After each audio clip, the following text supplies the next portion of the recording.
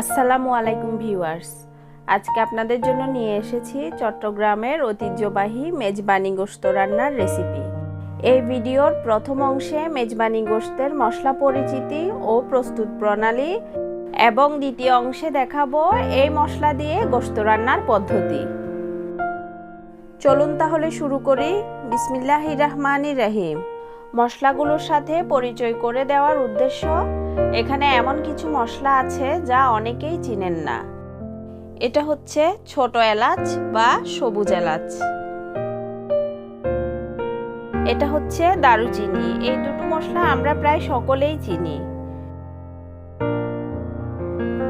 এটা হচ্ছে জয়ত্রী। জয়ত্রী একটু তিতা স্বাদের হয়, তাই রান্নায় বেশি পরিমাণে ইউজ করা যায় না। লবঙ্গ,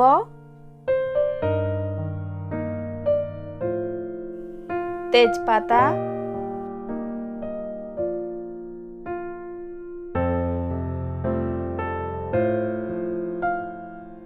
গোটা ধনিয়া,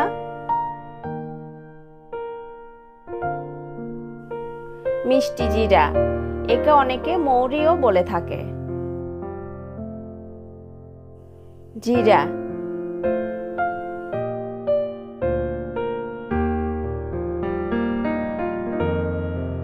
শুকনো লাল মরিচ, শাহি জিরা।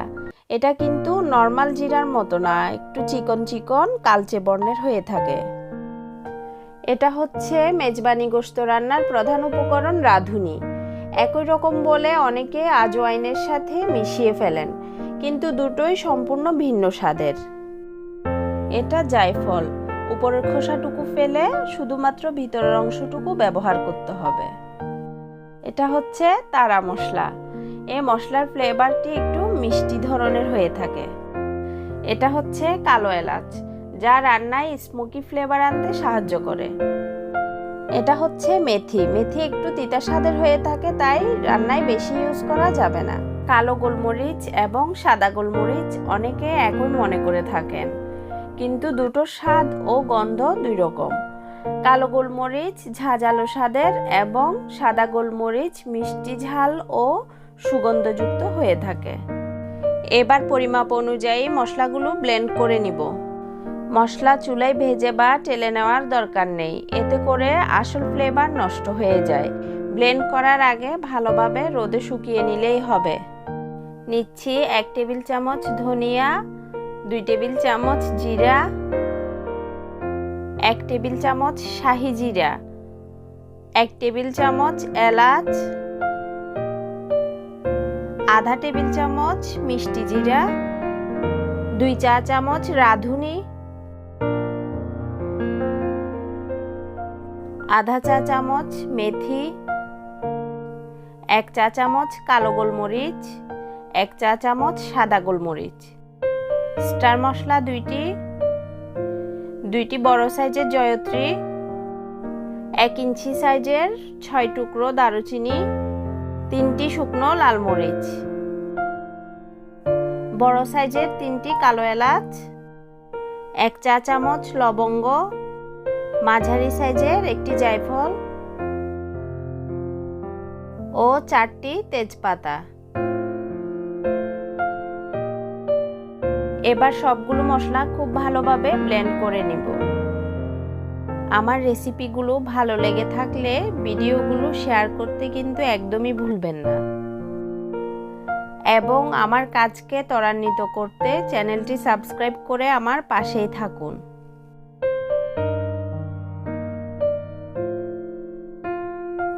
ব্লেন্ড করার পর মশলাগুলো ভালোভাবে চেলে নিয়ে একটি এয়ারটাইট বক্সে অথবা বয়ামে সংরক্ষণ করুন। এভাবে 6 মাস পর্যন্ত রেখে দিতে পারবেন। বাজার থেকে কেনা মশলার চেয়ে নিজের তৈরি মশলার মজাই আলাদা। চলুন এবার এই মশলা দিয়েই মেজবানি গোশত রান্না করি।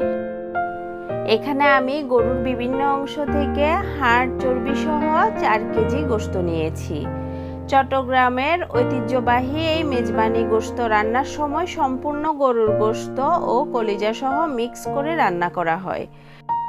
শুধুমাত্র নলা এবং মগজ আলাদাভাবে পরিবেশন করা হয়।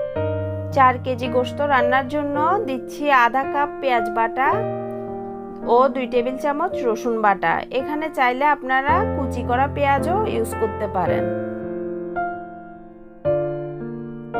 আধা কাপ অথবা 6 টেবিল চামচ আদা বাটা।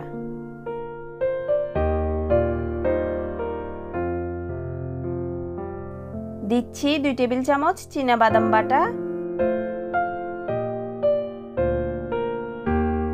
2 টেবিল চামচ পোস্ত বাটা,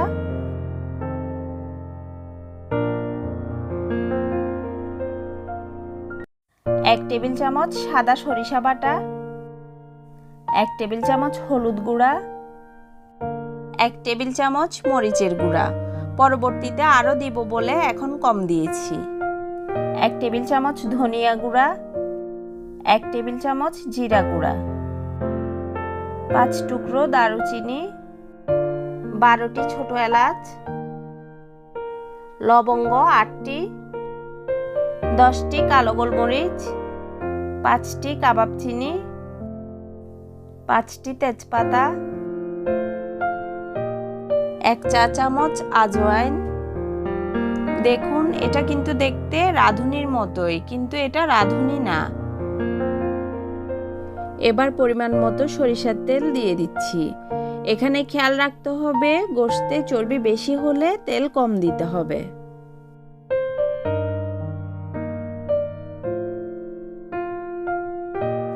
সবগুলো মশলা খুব ভালোভাবে গোশতের সাথে মিশিয়ে এবার চুলায় দিয়ে দিব।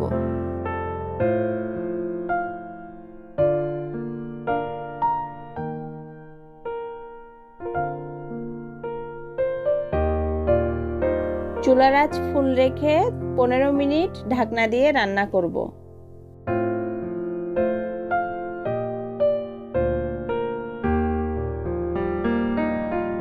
15 মিনিট রান্নার পর দিয়ে দিচ্ছি স্বাদ অনুযায়ী লবণ।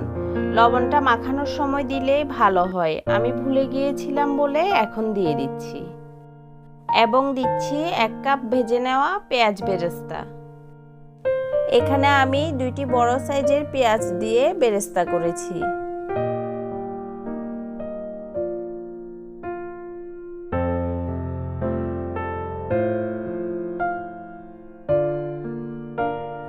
দিচ্ছি 2 টেবিল চামচ ভেজে নেওয়া মরিচের গুঁড়া, 2 টেবিল চামচ ভেজে নেওয়া জিরার গুঁড়া। এখানে আমি এক্সট্রা কোনো পানি ইউজ করিনি। যে পানিগুলো দেখতে পাচ্ছেন সবগুলোই গোশত থেকে বের হয়েছে। এবার ঢাকনা দিয়ে আরও 15 মিনিট মিডিয়াম আঁচে রান্না করব।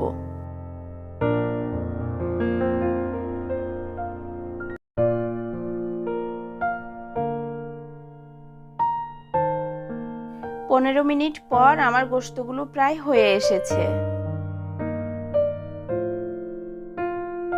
এখন দিচ্ছি আগেই দেখানো ঘরে তৈরি মেজবানি গোশতের মশলা 1 টেবিল চামচ।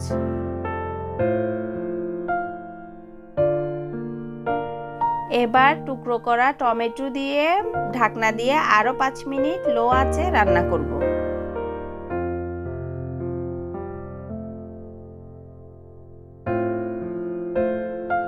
5 মিনিট পর 1 চা চামচ চিনি এবং গোটা কাঁচামরিচ দিয়ে চুলার আঁচ বন্ধ করে ঢাকনা দিয়ে রেখে দিব।